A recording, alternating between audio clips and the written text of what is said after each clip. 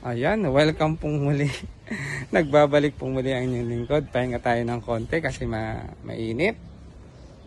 Ang oras ay 10:30 na, kaya talagang medyo mainit na. Pero dito ayan, may net kaya medyo malilim. So pahinga lang po muna tayo, katatapos lang natin ng isang content. So welcome pong muli sa vlog ng inyong lingkod, ang Maestro Panaderong Gala, at welcome dito sa aming bahay kubo. Ang sarap dito presko ang hangin. Ayan sa paligid ay marami kang makikita doon sa paradise doon. Ayan pa po yung mga blessings namin Ayan. So kakatapos lang po nating mag-harvest ng mga blessings. Ay mag-harvest pong muli tayo. So gawin ko na po. Ayan po ang aming bahay kubo. Ayan. Welcome po sa aming gulayan sa paaralan ng Post Elementary School. Ayan, nakabag pa rin po tayo. Hindi ko na rin po tinanggal yung jacket manipis na pang motor na nakasuotan kasi nga po mainit na. Ayan, mainit na nga ni. So shout out natin ito ating blessings na to. Ito ay month of ano ba ngayon? March. Ngayon ay April na pala. So April, May, mga June. Ito, pwede na. Pero itong isa, ayan. Ito po ay mga next week. Sure na yan. So, pakita ko po muna ito. So, ito po yung pinamomonitor ko kay Kuya Leo. Ayan po. Ayan. So, month of May, June ay pwede na yan. So, mas maganda po kapag talagang matured na i-harvest natin yung ating mga blessings. Nandun po yung tamis. Ito po, mga ilang weeks na lang po yan.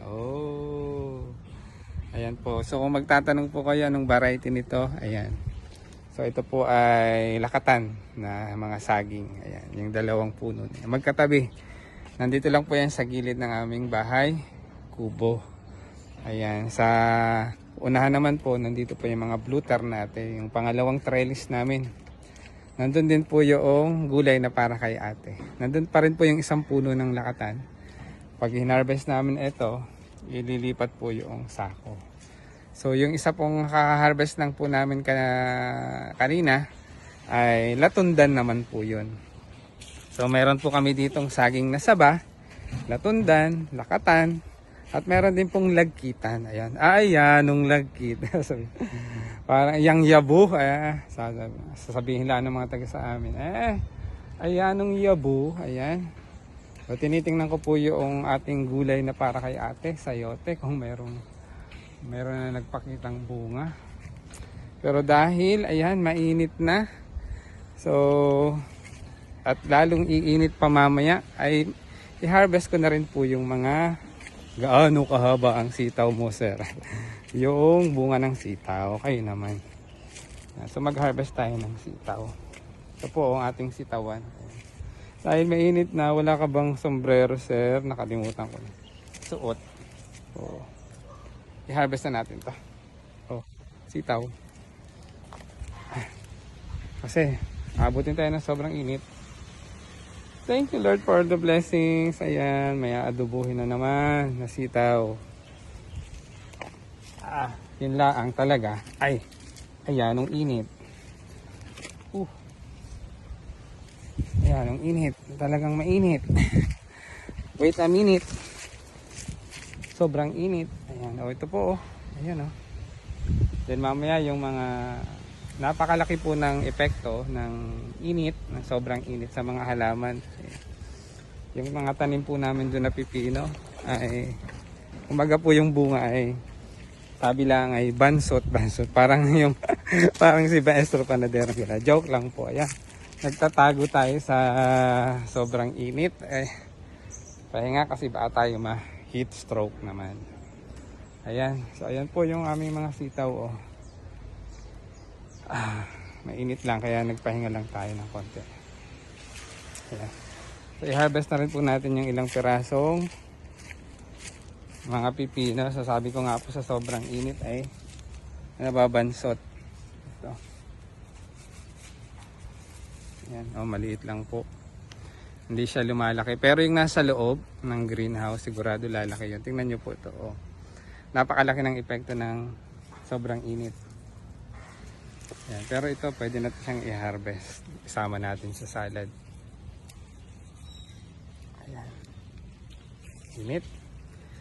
Yanong init. Oh, tingnan nyo po. So kung hindi po sobrang init, maganda sana ang panito. Tawag dito, ang laki. Iba po talaga yung epekto ng init ngayon. Kahit dinidiligan mo siya. Ayan. Ay, dali-daliin ko na at yan ang init. Ramdam ko po ang init. Baka sumakit ang batok mo. Ayan. Sa init. Ito tayo. So sabi ko nga po, diligan lang siya tuwing umaga, okay na po yun. Kasi pag dinilig mo naman po siya ng umaga at hapon, matutunaw naman po yung matutunaw po yung halaman, matutuyo, maluluoy kung tawagin sa amin.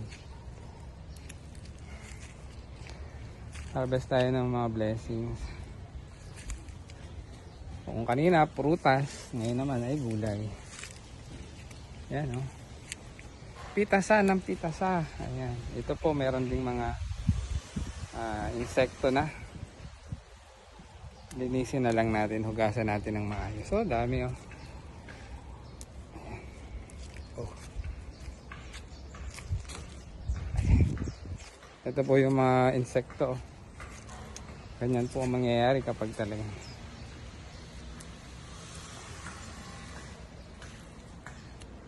ito yung tinatawag na maninipsip. Maninipsip. Ang init.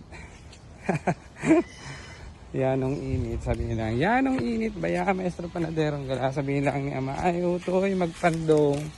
Magapandong nga ni kita. Ayo, kahit ng tawid dahil kita yung bunbuna natin.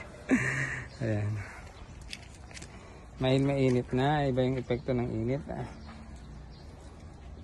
Sakit sa balat, sakit sa noo, ramdam.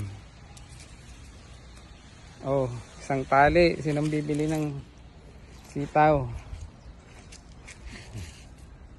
Oh, baka maka 1 kilo ulit tayo nito.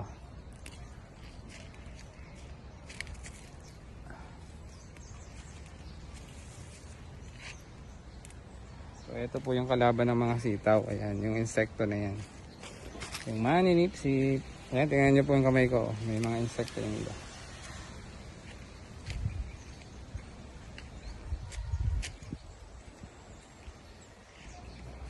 Ayan, dito tayo sa kabila.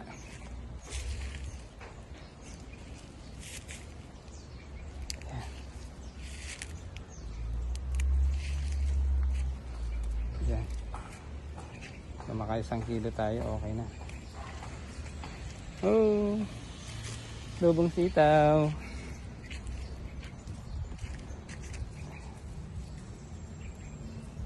Gaano kahaba ang sitaw mo dyan?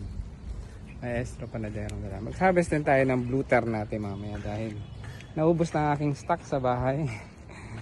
Ayan, yan po ay iniinom kong gamot.